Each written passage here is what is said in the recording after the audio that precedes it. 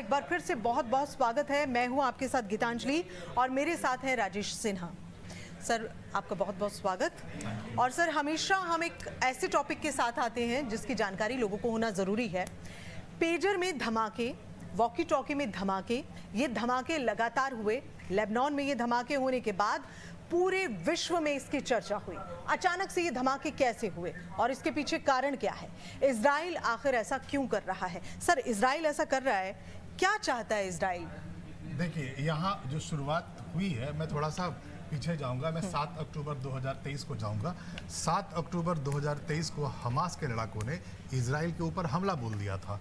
वहाँ पे 1000 से ज़्यादा लोगों को मार दिया था, 200 से ज़्यादा लोगों को वो किडनैप करके लेके गए थे। और ये पहली बार दुनिया ने ये देखा था कि आयरन डोम भी फेल हो सकता है। अभी तक लगता ये था कि उसके पास आयरन डोम है और जब भी कोई हवाई हमला होता है, इवन कि बैलिस्टिक मिसाइल्स आते हैं, ड्रोन्स आते हैं, तो वो हवा में ही मार गिराता है, न्यूट्रल कर देता है। लेकिन उस दिन 7 अक्टूबर 2023 को ऐसा नहीं हुआ।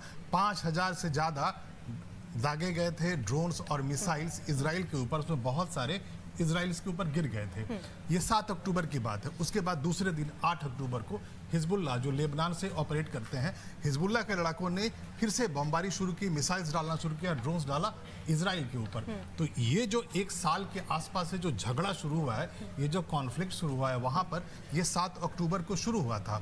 और तब से लेकर अब तक लगातार इजराइल ये कोशिश कर रहा है कि एक तरफ हमास, जो कि गाजा पट्टी में है, दूसरी तरफ लेबनान में जो हिजबुल्लाह है, और तीसरी तरफ यमन में जो हूथीज हैं।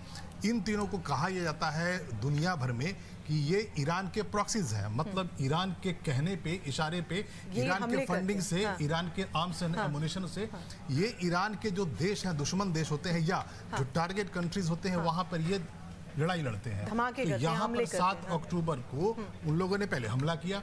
अब उसके बाद इजराइल क्या कर रहा है कि उसने गाजा पट्टी में ऑपरेशन शुरू कर दिया। 7 अक्टूबर के तुरंत बाद से गाजा पट्टी को पूरी तरह इजराइल बर्बाद कर चुका है। वहाँ पे जो ऑपरेटिव्स थे हमास वाले, उन्होंने सुरंग बना रखे थे, सिविलियंस के बीच में रहते थे, हेडक्वार्टर्स उनका ज़मीन के अंदर था। तो उस सबको वो इन सारी जितनी भी वहाँ पे फैसिलिटीज़ थी, इस तरह के स्ट्रक्चर्स थे, बर्बाद कर चुका है। अब इजराइल क्या कर रहा है कि वो हिजबुल्लाह के लड़ाकों पर हमला कर रहा है। तो अचानक अभी कुछ दिन पहले खबर ये आ गई कि 5000 से ज्यादा हिजबुल्लाह लड़ाकों को टारगेट किया था इजराइल ने, और उनके पेजेस में अचानक ब्लास्ट हो जाता है। देखिए, जरिया भी क्या बनाया, हाँ। एक ऐसा जरिया बना लिया जो कोई सोच भी नहीं सकता था, पेजर में धमाके। और ये पहली बार ऐसा हुआ है कि इस तरह से हैंड हेल्ड डिवाइस, जो कि कम्युनिकेशन सिस्टम का पार्ट है, कम्युनिकेशन का, और वो उनके ऊपर धमाका करवाया गया। तो जानकारी निकल कर ये आई कि जब ये जो पेजर्स आए थे, इम्पोर्ट किए गए थे वहाँ लेबनान में, तो इनको जब मैन्युफैक्चरिंग बेस में जब बनाया गया था, वहीं इनमें एक्सप्लोसिव लगवा दिया गया था इनके एजेंसीज। यानी कि ये पहले से ही तय था कि हमें ऐसा करना है। जी हाँ। और उसके सेकेंड डे, दूसरे दिन ही वॉकी टॉकीज में ऐसे बहुत सारे जगहों पर ब्लास्ट होते हैं लेबनान में, और वो सारे के सारे उन लोगों के होते हैं जो हिजबुल्लाह के लड़ाके हैं, फाइटर्स हैं, जो इजराइल से लड़ाई लड़ रहे हैं। अब उसमें देखा यह गया कि मान लीजिए कोई स्कूटी चला रहा है, कोई कार चला रहा है, कोई सब्जी खरीद रहा है, तो उसके आसपास जो सिविलियंस थे वो भी टारगेट में आ गए, वो भी चपेट में आ गए, वो भी घायल हुए, काफी लोग घायल हुए हैं। जी हाँ। उसके बाद अभी पिछले 24 घंटे से इजराइल ने ऐसे बर्बादी मचा रखी है लेबनान के अलग अलग हिस्सों में, जो अभी जो 24 घंटा और 36 घंटे 48 घंटे के जो बीच का इतने भयानक हमला कर रखा है इजराइल ने, जिसमें 1800 से ज़्यादा लोग घायल हो गए हैं, 500 से ज़्यादा लोग मारे गए हैं, और उसमें 50 बच्चे हैं, 100 के आसपास औरतें हैं। और कहा यह जा रहा है कि इजराइल उन जगहों पर भी अब अटैक कर रहा है जो सिविलियन जहां पे रहते हैं, सेटलमेंट जहां पे है, आम इंसानों के हैं। और उसके पीछे वजह बताई जा रही है कि उनके घरों में जो है हथियार रखे हैं। ये तो बिल्कुल, भाई बिल्कुल। मैं यहीं पे आ रहा हूँ। इजराइल ने जब ऑपरेशन वहां शुरू किया गाजा पट्टी में, तो पहले जो इंटेलिजेंस का जो इनपुट आया उनके पास, उसमें ये आया कि हमास के लड़ाकों ने, हमास के फाइटर्स ने गाजा पट्टी की जमीन के नीचे सुरंग बना रखा है। उनका हेडक्वार्टर्स है वहाँ, और वो कभी हॉस्पिटल्स के अंदर पाए जा रहे हैं, कभी स्कूल्स के नीचे पाए जा रहे हैं। तो अभी आज सवेरे ही मैं वहाँ के लेबनान के एक आर्मी के बड़े अधिकारी की सुन रहा था बाइट, उसमें वो बता रहे हैं कि जो ह्यूमन सेटलमेंट्स है, जो सिविलियंस है, उनके बीच में ये जो हिजबुल्लाह के लड़ाके हैं एक आम इंसान की जिंदगी रहते जीते हैं, हैं और बिल्कुल। साथ में हाँ। उन सिविलियंस के घरों में ऐसे इस तरह के आर्म्स एंड एमुनिशंस लगा रखे गए हैं जिनको अब इजराइल टारगेट कर रहा है।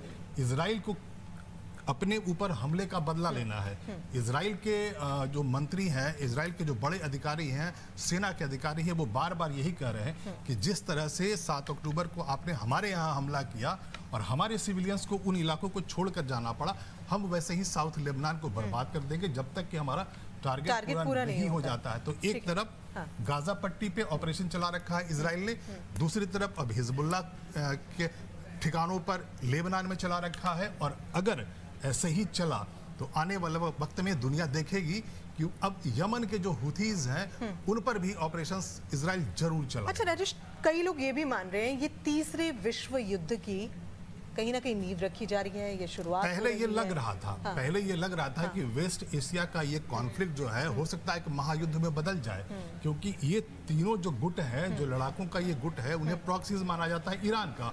और ईरान ने हमेशा से यही कहा, बार बार कहा कि अगर ईरान के इंटरेस्ट पर अगर अटैक करता है अमेरिका और इजराइल एक साथ मिल करके तो ईरान चुप नहीं बैठेगा। थोड़े दिन पहले की बात है कि ऐसी स्थिति आ गई थी कि लग रहा था और ईरान ने साफ तौर पे कह दिया था कि उसने अपने डिफेंस फोर्सेस को ये परमिशन दे दी है कि आप अपने विवेक से जब चाहें आप हमला कर सकते हैं। लेकिन ऐसा नहीं हुआ।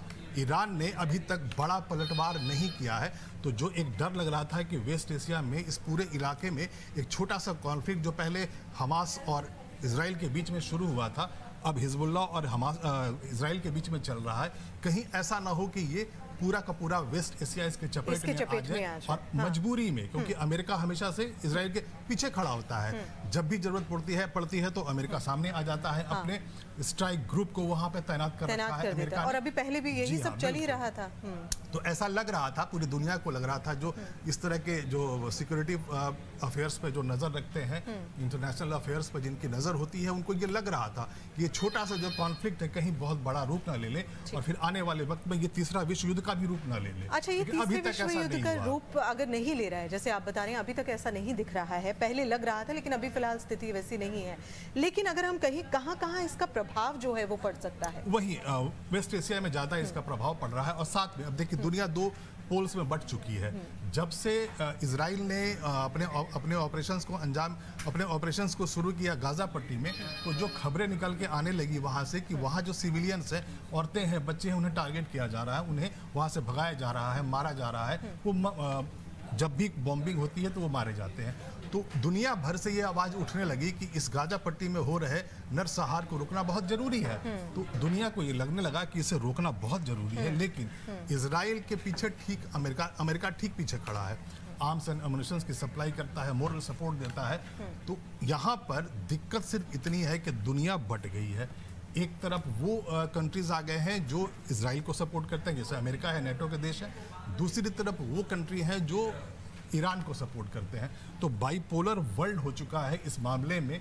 लेकिन अभी कोई ऐसी स्थिति तो नजर नहीं आ रही है कि हाँ ये जो कॉन्फ्लिक्ट शुरू हुआ था। लेकिन राजेश, इस स्थिति से इनकार तो नहीं किया जा सकता कि अगर इजराइल इसी तरह से लेबनान पे हमले करता रहा, खासकर ये वजह बताकर कि जो हिजबुल्लाह के आतंकी हैं वो आम लोगों के जैसे रह रहे हैं, आम लोगों के साथ रह रहे हैं, उनके घरों में रह रहे हैं और हथियार भी उनके घरों में जो छुपाकर वो रख रहे हैं। ऐसे में जब हमले होंगे तो जाहिर सी बात है कि महिलाएं, बच्चे जो हैं वो इसका शिकार होंगे। भले ही नेतन्याहू ये कहें कि भाई हमारा ऐसा कुछ नहीं है कि हम आपको टारगेट कर रहे हैं, हम आपको टारगेट नहीं कर रहे, हम हिजबुल्लाह के आतंकियों को टारगेट कर रहे हैं, लेकिन वो आतंकी तो लोगों के बीच में ही है। बिल्कुल, आप बिल्कुल सही कह रही हैं गीतांजलि। अभी पिछले 2 दिनों में जिस तरह से हमले इजराइल की तरफ से हुए हैं हिजबुल्लाह के आतंकवादियों, हिजबुल्लाह के लड़ाकों के ऊपर, उसमें 100 के आसपास महिलाएं मारी गई हैं, 50 के आसपास बच्चे मारे गए हैं, 1800 से ज्यादा लोग घायल हो गए हैं। तो ये सारे के सारे वहां पे फाइटर्स नहीं हैं। अब मान ली कि आपने पेजर में ब्लास्ट करवा दिया, आपने वॉकी टॉकी में ब्लास्ट करवा दिया, तो जो भी आसपास में होता है उस पर असर पड़ता है। और हमने देखा है वो वीडियोस जो आई हैं, जारी हुई हैं, उसमें साफ दिख रहा है कि जिनकी जेब में पेजर है वो तो घायल हुए हैं, लेकिन जो साथ में खड़े लोग हैं वो भी घायल हो गए। ये जो है ना, जो इसमें जो कॉन्फ्लिक्ट की जो इंटेंसिटी बढ़ी है वो एक खास घटना के बाद बढ़ी है। ये बताना बहुत जरूरी है यहाँ पे कि जो हमास के जो चीफ थे वो ईरान गए हुए थे। जब नए राष्ट्रपति का इनॉग्रेशन होना था तो वहाँ वो गए थे हमास के चीफ, जहाँ उनकी हत्या हो जाती है। और आरोप ये लगता है कि जिस वो सेफ हाउस में रुके हुए थे वहाँ पर इजराइल के इशारे पे वहाँ बमबारी होती है और इस्माइल हानिया जो हमास के चीफ थे उनकी हत्या कर दी जाती है। और ईरान ने वहाँ पर यह कह दिया कि आपने हमारे गेस्ट को मारा है, वो हमारे यहाँ राष्ट्रपति के इनॉग्रेशन में आए थे और आपने उनकी हत्या कर दी है, तो हम इसका बदला लेंगे। तो थोड़े ही दिन पहले सिचुएशन ये आ गया था, लग रहा था कि ईरान अभी हमला कर देगा इजराइल पे, लेकिन ऐसा नहीं हुआ। यही राहत की बात है क्योंकि अब लग नहीं रहा है कि बहुत बड़ा कन्फ्लिक्ट के रूप में ये उभर कर आएगा। लेकिन अभी भी सिचुएशन बहुत खराब है और इजराइल ने जो अभी स्पेशल वहाँ पे नेशनल इमरजेंसी की घोषणा कर दी है इजराइल ने। होम फ्रंट जो special home front special home front situation लागू कर दिया है 30 सितंबर तक। इसका मतलब ये होता है कि पूरे के पूरे इजराइल को ये कह दिया गया है कि आप कहीं भी सेफ नहीं है, कहीं पर आपके ऊपर हमला हो सकता है। और जो हाई अलर्ट होगा अब वो पूरे इजराइल में 30 सितंबर तक होगा। तो इसका मतलब एकदम बिल्कुल साफ है कि इजराइल की सरकार बेंजामिन नेतन्याहू ने डिसाइड कर लिया है कि ये जो असॉल्ट है अभी जो वो हिजबुल्लाह के ऊपर कर रहे हैं वो इससे पूरी तरह खत्म करना चाहते हैं। यानी कि जैसे उन्होंने हमास को खत्म किया है गाजा पट्टी में, वैसे ही वो चाहते हैं कि हिजबुल्लाह को खत्म कितना चुनौतीपूर्ण रहेगा ये, खासकर दोबारा से हम बात कर रहे हैं कि वो लड़ाके जो हैं वो लोगों के बीच ही रह रहे हैं, ऐसे में उन्हें खत्म कर पाना थोड़ा सा। हिजबुल्लाह के जो लड़ाके हैं पहले से वो बहुत पावरफुल हैं, उनके पास भी वैसे ही मिसाइल से जैसे इजराइल दागता है वो वैसे ही ड्रोन्स दागते हैं, बैलिस्टिक मिसाइल से हमला करते हैं और लगातार करते रहते हैं इजराइल के ऊपर। लेकिन चूंकि इजराइल के पास आयरन डोम है तो वो हवा में न्यूट्रलाइज करता रहता है। हर दिन ऐसे वीडियोस आते हैं जो कि एक के बाद एक, कभी गाजा पट्टी से आ रहे हैं, हर जगह से हमले की खबरें कभी गाजा पट्टी से आ रहा है, कभी वो लेबनान से आ रहा है। और इजराइल उनको हवा में ज़्यादातर को तो वो वहीं पे न्यूट्रलाइज कर देता है, लेकिन कुछ गिर जाते हैं। तो ये जो है कॉन्फ्लिक्ट का जो सिचुएशन है बहुत अभी ऐसा नहीं लग रहा है कि जल्द खत्म हो जाएगा। एक तरफ हमास से लड़ाई चल रही है इजराइल की, दूसरी तरफ अब हिजबुल्लाह से लड़ रहे हैं इजराइल वाले। और अब हो सकता है कि तीसरा जो फ्रंट है वो यमन के जो हुथीज हैं उनके साथ खुल जाए। अच्छा राजेश, जैसे अभी आप कह रहे हैं कि इतनी जल्दी ये निपटारा तो हो नहीं से रहा, अगर देर से होता है या वक्त लेके होता है कितना नुकसान, कहाँ, किस तरह? ये ईरान के ऊपर डिपेंड करता है। ईरान हमेशा से यही कह रहा है कि ईरान अपने गेस्ट यानी कि इस्माइल हानिया की जो हत्या की गई थी वो उसका बदला लेगा। हालांकि अभी तक ऐसा हुआ नहीं है। ईरान ने कोई बहुत बड़ा पलटवार अभी तक इजराइल के ऊपर नहीं किया है, क्योंकि ईरान को भी पता है, ईरान के नेताओं को भी पता है कि अगर वो डायरेक्ट कॉन्फ्लिक्ट में आते हैं इजराइल के साथ तो ये युद्ध बड़ा हो जाएगा। इसीलिए अभी दोनों तरफ से ऐसे हमले किए जा रहे हैं जो प्रॉक्सीज के थ्रू हो रहे हैं। और इसीलिए एक राहत की बात अभी यही है कि बहुत बड़ा युद्ध ये बनता अभी तो नहीं दिख रहा है। बहुत बड़ा युद्ध बनता नहीं दिख रहा है, लेकिन इसकी संभावनाओं से इनकार भी नहीं किया जा सकता।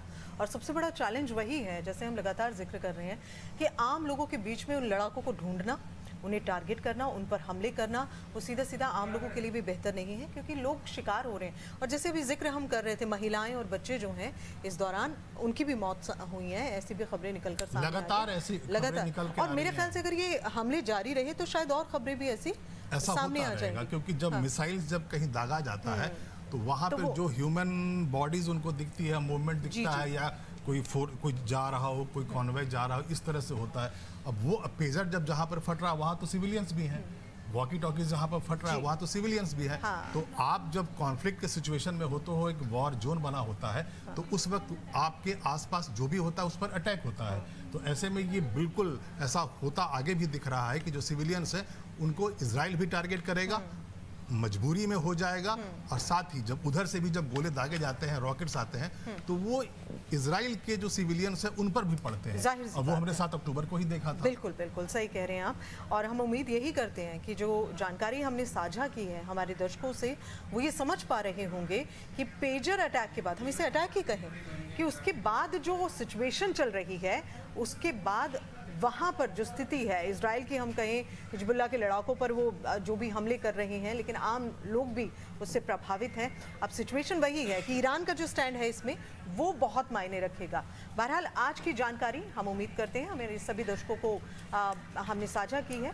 और आप अगर अपना कोई भी कॉमेंट, कोई सजेशन आप हमें देना चाहते हैं, आप हमें कमेंट भी कर सकते हैं, अपना सजेशन उसमें दे सकते हैं। हम कल फिर आपसे मुलाकात करेंगे एक और नए टॉपिक के साथ। तब तक आप हमारे साथ यूं ही बने रहिए, देखते रहिए लाइव टाइम्स। जय हिंद। थैंक यू, जय हिंद।